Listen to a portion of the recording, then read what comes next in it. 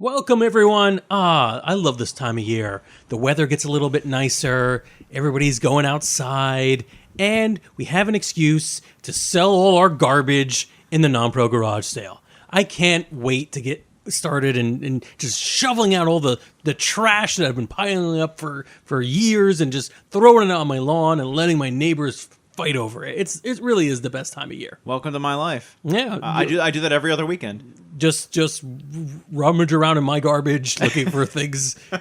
Or do you mean you just leave stuff on your lawn? No, I just like to. I like to watch my neighbors fight every other weekend. Oh, good. Do you pay them? No, I built a pit, and if they want food, they have to kill the other person in there. I throw a broken bottle in, and just Well, putting Al's bum fights aside, yes, it is a wonderful time of year. It's a time for garage sales and yard sales and junk sales or whatever the hell you call it in your stupid regional dialect.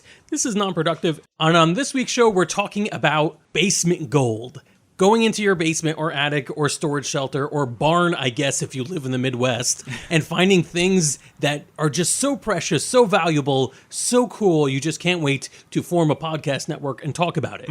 I'm Frank. I'm joined in studio today, as always, by Al, Pete, Pope, and Nate. Pete, you actually have a wonderful story to start us off. This is something that listeners to the network will be very familiar with. One year for Christmas, apparently, my father bought me a G.I. Joe headquarters.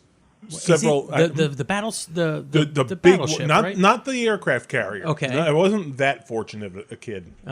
But this was the big play set with G.I. Joe's fort, their cool. land-based headquarters. And apparently, two other relatives also got me big G.I. Joe gifts that Christmas. So my father decided he's got enough stuff, and he shoved it down into the basement where I discovered it 15 years later. Wow. Holy cow. In near mint condition. Oh, man. Complete with the Bradley's sticker. The Bradley price sticker. on it. The Bradleys. Do you people know Bradleys? Oh, yeah, my You mom had a remember- great con going on with I'm a Bradley's baby. when I was younger. Oh, hold on. Well, Nate, you don't remember Bradleys. Pope, you said you had a con? My mom. Your mom had a con? Yeah, my mom had some kind of con going on where, like, you could, like, buy Jeffrey dollars from Toys R Us and then take them to or, like, get stuff that was more expensive at Bradley's. So she would just kind of do this cyclical thing. She wasn't, like, stealing, but she was That's just getting money for genius. Christmas Play in the presents. system. Yeah, no, I get it. We're like, we'll honor anybody's price with Jeffrey dollars or some garbage. Yeah. That is awesome. And that's Cool. why Bradley's went out of business. Yeah. Because of Pope's mom. I remember Bradley's as the place you would go when you had some extra money. It's Yeah. like, you know what? I don't have to stoop to shopping at Caldor this week. Caldor. Oh, man. All right, let's do some Yeah. like deep New Jersey cuts. Let's do some North Jersey Clifton cuts. James Way. James Way. All right. Yes, that's good. Go down That's- the valley that's for a little south. Kmart. Kmart. Well, Kmart's still Kmart's everywhere, around but still, yeah. but like Yeah. it was a bigger thing back then. But like, Never knowing what a Walgreens was. yeah, totally. No. Like it was a completely alien concept until I was in like my 20s. So for me, the Bradleys was in what was I think now there's a shopping center on 46 in Totowa, maybe Totowa, New Jersey. It's Wayne. I Is it Wayne? think it's Wayne. It's a It's right strip on the mall border. thing, and it's where so there's a Barnes and Noble in that. Wrong. What am I You're wrong? wrong. That was Caldor.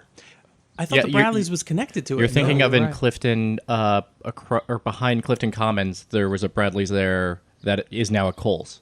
And the Oh. Caldor also turned into a Kohl's. Yeah, the Caldor that you're talking about turned into To a a Kohl's. Kohl's. Yes, I know that. I the knew there was a Bradleys- Caldor there, and I was trying to remember. How do I remember a Bradley's being there? So for people who don't know, Bradley's is a department store, or was a department store. It had a blocky font. That's one of the things Yeah. I remember. It was very like... It was a very blocky font, and it had like price stickers, and then you could get anything. You could get toys, you could get clothing. Everything was subpar. Nothing was great, but it was all okay. The closest thing we have surviving now is Kmart. Yeah, I would think so. Yeah, it's like a really lowbrow Yeah. Target, maybe. You know, it was very interesting for the time, and I remember just that they had ice cream sandwiches because I remembered all the stores, all the department stores that had ice cream sandwiches in the lobby area or whatever, the first way you walk in. So yeah, Bradley's sticker, nice, very good, Yeah. very cool. Yeah, that's like a legendary example. If your family member bought you of like an amazing action figure or something, and you just didn't know you had it for years, and you stumble upon it. That's a great one. Forgot to give it to you. Yeah, Oops. yeah. That's good. For me, I have, speaking of scams, my story involves a box that's in this building right now. I did find it. That is jam-packed with Masters of the Universe figures. It's full. First of all, Al, do not get into Masters of the Universe. You cannot afford it. And I don't mean that as an insult. I mean, like, emotionally, you cannot afford it. No, I can't. It's too deep. Nope. But yeah, so I had a cousin at the time who worked, I believe, for Toys R Us. And as I believe, like, he was relatively young. He was a little older than me, but, well, no, he was significantly older than me, but still, like, pretty young. And he worked at a Toys R Us and would give me Masters of the Universe figures, always out of the box. Always just like, here you go, here's this Skella guy, and there's the one that looks like a lobster. And I'm like, oh, these are great. And I loved it because I was not like a super well-to-do kid or anything. I had every toy that came out. But first, I had a huge amount of Masters of the Universe toys. And legend has it, these were action figures that fell off the back of the truck. And I don't know what happened. Like, I don't know how they got into his possession exactly.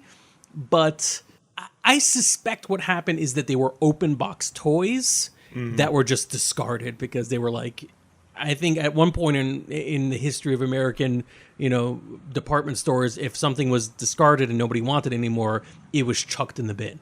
So I got the bin toys. That's pretty much what's going on. Yeah, that's still. probably, yeah. Oh, is it? Yeah. Yeah, so that is my favorite thing. I have another story I would like to share later on, but like it was weird because what often happens with Basement Gold is you'll occasionally get it mint in box with the sticker still on it, but then I had like nothing matched. I had weapons that were not at all, like they weren't even to scale. There were probably like G.I. Joe weapons thrown in with it, He-Man weapons, a lot of Star Wars figures and stuff. Like I know for a fact that Yoda lectured He-Man in my playset as a kid, and that's just weird. But like it's not as weird as you think. Yeah, I guess no, not for a kid playing around, but for like not knowing the origin of all these things, just sort of getting them as a hand-me-down from a cousin, and not having the back of the thing, so I couldn't like really know what the characters were. If I'd missed the episode where their backstory is described, I'd have to guess. I have to be like, all right, lobster guy, you look like a bad guy, I guess. You're probably a bad guy. And I like the bad guys better than the good guys, so that was it. But yeah, that's my favorite thing right there. I have a kind of similar story to the two of you, actually. This is going back a long, long ways when I first started collecting video games. I remembered back when I was a kid, my father and we would play the Intellivision. And that was like a really old kind of obscure system. And I just went digging around in the basement closet, just trying to find like, where is this thing? Because I wanted to sort of set up a game room, and like I knew where the Nintendo was. I knew where a few of the systems were. I found the Super Nintendo. That like those were systems that were kind of around. Like you knew where they were. Like they were in the closet upstairs, or they were in the laundry room, or like they were stored somewhere where you saw them come in and out of the, right as the years went on. And there were systems that like they got heavy play at one point or other. Right, they were like legit gaming systems. Yeah, I've long since lost all my Super Nintendo games, my father's Super Nintendo games. I still don't know where they are. They're somewhere deep in the crevices of that house. But I didn't wind up finding was like while I was looking for the Intellivision, I found two systems that I had no idea we actually owned, which was not only did I find the Intellivision, I found a ColecoVision. Oh, nice. Which was one of my had no idea we actually had. And then in this weird straw like case, there was an Atari. Oh, nice. And I had never, I mean, I knew what Atari was. I had been slowly but surely learning it as time went on, like through like watching gaming videos on the internet and such. But like this had no part of my childhood memory whatsoever. I had no idea he owned this. Do you think it was haunted? No. Do you think it's a cursed Atari and that's why he hid it away? I don't think so. All it plays is the E.T. game. Oh my god. Oh, terrible. Lord. That's a creepypasta waiting to be... Well, we had the E.T. game, oddly enough. And we had Pac-Man, too. All right. So maybe that's why it got shoved away into the closet. Because those are the two you had. Wait, this is what Atari does? All right, let's... Your basement is truly kind of unbelievable. Yeah.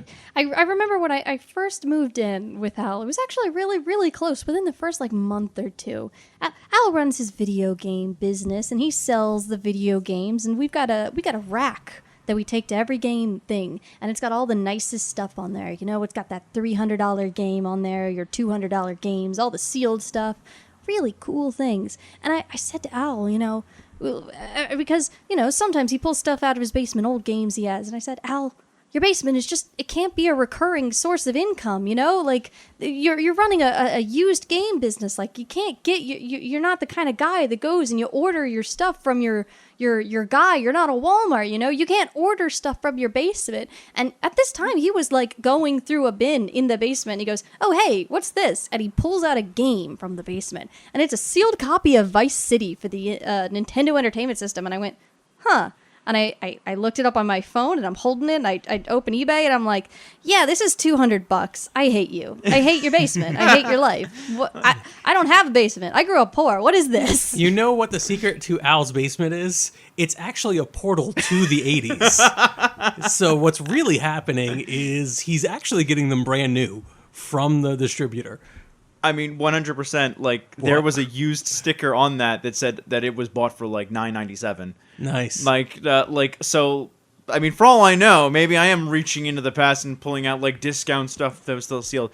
But I'll be honest, that wasn't the only thing that I found. Not necessarily a Nate story. That I found 2 more sealed games in that story. You did, but none of them were $250. None of them were $200. But back in when I was originally talking about, when I found the Intellivision and everything else, I found like crates of complete in-box Intellivision games that I had never seen when I was a kid. Like, I was pulling out milk crates full of all of these instruction manuals, little things you would slide into the freaking phone controllers, like, and all of them in these like pristine boxes that I had no idea we had. Like Dungeons and Dragons for the Intellivision, complete in box. Like, did you actually? So these were not all the same game, right? Nope. They were different games. So this is just like a collection. This is someone played with these games. There's not like, you know, like somebody, like you have a cousin or something. I have a lot of these weird cousins who like worked at the factory, and here's a crate of the stuff that they couldn't move. Yeah, this like none of it was sealed. It was just, it had to have been used, I assume, or maybe my father opened it, looked at it, and then put it in the closet for all I know. Like, I have no idea, but there was just like buckets of it, for God's sakes. It was crazy. We're gonna do a field trip to Al's house. I mean, Please do. Come take some stuff. Haven't you said your dad like kind of has that mentality where he's like, oh hey, let me buy this off you. I think it might be worth something someday. Like, do you think like that's like been his logic his whole life? Actually, you could be totally right, because I found a Master System game like randomly in the basement. And no Master System. And no, we never had a Master System. Okay. I'm 99% sure we did not. So You want a Master System? actually, yeah, I would totally want a Master System. So there's We'll talk later. There's a see, this is what we do here. We make connections. There's a like, if you've watched, History Channel, I think TLC, AMC, whatever, all those, not AMC, but there's a lot of like these picker shows and collectible shows. They're like people who go out and find trash and they bring it back, and inevitably they go somewhere in the Midwest and they find a barn, and they go through the barn and they're like, oh look, here is a fully intact Elvis. That's where he's been hiding. He's been just hanging out in this barn. And I think your dad might be one of those guys. I'm one of those guys. Well, you're definitely one of those guys. I'll tell you. When you die later on this week, we're going to find so much weird stuff in your colon. Oh, Lord. No, I'll tell you another one. Sorry Another about possibility everything I on just that said. is your father could be the kind of guy that has a lot of friends who like they're looking to get rid of stuff, and he's, oh hey, my kid plays video games. If you're looking to get rid of it, I'll take it off your hands. Oh, I'm sure he said that, but really it was just stuff for him. Oh well, yeah. Pope, do you have anything? Yeah. I mean, I have probably one story of actually finding gold out of like, I grew up like Nate, so we moved and we lost probably thousands of dollars worth of merchandise, and then we moved again, and it continued happening. And then recently I keep forgetting that I have multiple tubs of like dozens of 90s and late 80s comic books just sitting in my aunt's attic that like I've left there for 20 years probably. Oh. That I just keep forgetting to go to her house and take them out and actually put them in my mom's house that she has a basement now. So it's like all of our stuff is just sitting in her attic, and then they never go up the attic, so they forget it's there. And then like once every couple of years she's like, hey, you gonna get that stuff soon? I'm like, hey, yeah, sure, I'd love to read all those comics. This is the perfect recipe for somebody in the future finding attic gold. because what's going to happen is that house is going to eventually sell, or potentially that house will sell. No one will remember it because it's not, no one who's living in the house, it belongs to them. That stays in there. Some lucky kid's going to find it, and they're going to figure out what's going on in 90s Batman, which is not a good look. It's not a good look. 100% that could be true. I've done that, and I know people that have done that. I recently bid on stuff from an estate sale from a situation kind of like that, where they bought the house and it's filled with tens of thousands of dollars of collectibles that they just get sold away. That's a low number. Sorry, hundreds of thousands of dollars of Wow. collectibles. Excuse me. That's Easily. crazy. I'm going to end this with one story where the net value of the things found is significantly less than that. At one point, I think my father was working as a security guard somewhere, in a chain of like companies or a strip mall or something like that, and he was working security for a company that rented videotapes before there were Blockbuster chains. So before Blockbuster as a chain, or any of the like, what are other Easy Video? Easy Video, or any of the other like video rental chains. So he had a bunch. They must have went out of business or something, or they had tapes that they were like never moving. No one ever took them. So he got, as a gift, the guy from the store said, "All right, take these home." And we still have these VHS tapes floating around the house somewhere. And that is how I first was introduced to some terrible, terrible horror movies from the 70s and 80s, like Basket Case. Which is a notoriously bad. Is it Tuvok or Torvok? There's one about, there's like a it's set in like a fantasy future world where there's like an eagle guy. I don't remember. There's Beastmaster, which is actually pretty damn good. Yeah, I agree. And I remember distinctly a family favorite was a VHS copy of the first and I think only season of the TV show Working Stiffs, featuring Jim Belushi and Michael Keaton, who are either brothers or cousins or something. And they're like, they get a job at a company and they're working stiffs. It was a sitcom. I think there were 6 episodes on the tape. I think those are the only 6 episodes they ever made. I don't know anybody else who knows the show, but we loved it. Picture a bunch of stupid kids, me and my 2 older sisters, watching this tape over and over again, memorizing these jokes and quoting them to each other as if it were in any way relevant. Oh, wow. These tapes are probably floating, probably in our basement right now. And while they're worth 0 to any human being, they are priceless in my mind, unless I find them on YouTube, which I probably will. There you go. Yeah. All right. So this is pretty cool. I like having a quick episode where we talk about our favorite basement gold. Speaking of basement gold, the Non-Pro garage sale is coming soon. Pay attention to our website and our Patreon to find out where you can get discount cool stuff like vintage collectibles, action figures, video games, and a whole lot more. Go to Non-Productive.com and join us. This has been a non-productive media presentation. Executive producer Frank Hablawi. This program and many others like it on the Non-Productive Network is distributed under a Creative Commons Attribution Non-Commercial No Derivatives license. Please share it, but ask before trying to change it or sell it. For more information, visit non-productive.com.